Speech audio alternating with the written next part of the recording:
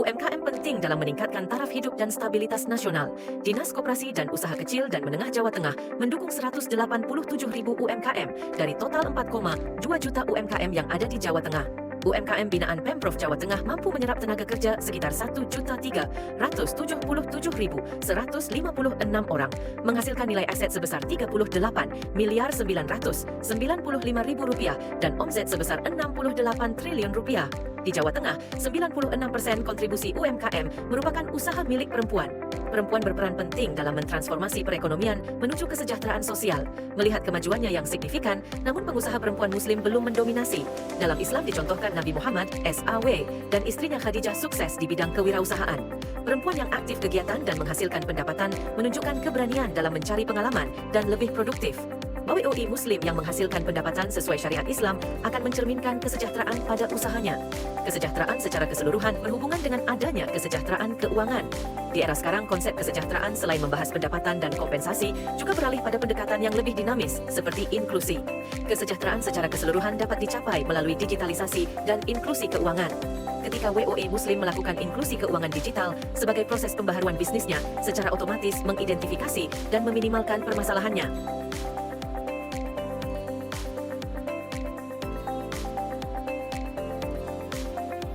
Gambar 1. Hasil nilai outer loading menunjukkan bahwa terdapat beberapa indikator yang tidak valid, seperti indikator X11, X13, X14, X22, X2,4, X2,5, Y1,1, Y1,5, dan Y2,4. Pada pengujian Cronbach's Alpha, terdapat variabel yang tidak valid, yaitu Expected Future Financial Security dan Self-Control. Selain itu, pada pengujian RHOA dan Composite Reliability, juga ditemukan bahwa variabel Expected Future Financial Security tidak valid.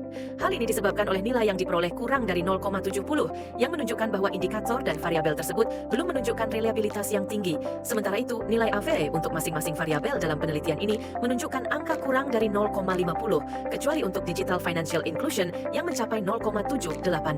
Dengan demikian, beberapa indikator ini belum memberikan gambaran yang jelas terkait variabel yang diukur. Gambar 2. Model struktural dievaluasi menggunakan R-square untuk construct dependent, uji Stone-Geiser Q-square untuk mengukur relevansi prediktif Q2, uji signifikansi dari koefisien parameter jalur struktural, serta pengujian hipotesis. Nilai R-square menunjukkan kemampuan variabel endogen dalam memprediksi model dengan interpretasi 0,75 sama dengan kuat, 0,50 sama dengan moderat, dan 0,25 sama dengan lemah. Nilai R-square untuk Expected Future Financial Security yang sebesar 0,061 menunjukkan bahwa variabel laten ini memiliki kemampuan prediksi yang lemah. Artinya, variabel ini hanya mampu menjelaskan sedikit dari variansi yang terjadi, sehingga faktor-faktor lain mungkin berpengaruh lebih signifikan terhadap hasil yang diukur. Sebaliknya, nilai R-square untuk well-being yang mencapai 0,525 menunjukkan bahwa variabel ini memiliki kemampuan prediksi yang moderat. Ini berarti bahwa variabel well-being dapat menjelaskan lebih dari setengah variansi yang ada, sehingga dapat dianggap cukup relevan dalam konteks penelitian ini. Gambar 3. Nilai Q2, Q-square, digunakan untuk menilai relevansi prediktif dari model struktural. 3. Nilai Q kuadrat yang lebih besar dari 0 menandakan bahwa model memiliki kemampuan prediksi yang baik. Sedangkan nilai Q kuadrat yang kurang dari 0 menunjukkan bahwa model tersebut kurang efektif dalam memprediksi variabel dependen. Dalam penelitian ini, tabel 5 menunjukkan bahwa nilai Q2 lebih besar dari 0, yang berarti model struktural yang dibangun telah memenuhi kriteria sebagai fit model. Hal ini menunjukkan bahwa model mampu menjelaskan variasi dalam data secara efektif, sehingga dapat diandalkan untuk memberikan prediksi yang akurat terhadap hasil yang diukur. Gambar 4. Hasil analisis inner model.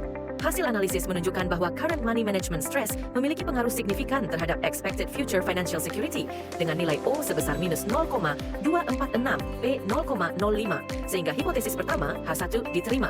Selain itu, baik current money management stress O sama dengan minus 0,225, P sama dengan 0,021, maupun expected future financial security O sama dengan 0,232, P sama dengan 0,003, terbukti berpengaruh signifikan terhadap well-being, yang mengindikasikan bahwa hipotesis kedua H2 dan ketiga H3 juga diterima. Sebaliknya, digital financial inclusion tidak pengaruh signifikan terhadap well-being, O equals minus 0,145, P equals 0,320, sehingga hipotesis keempat H4 ditolak.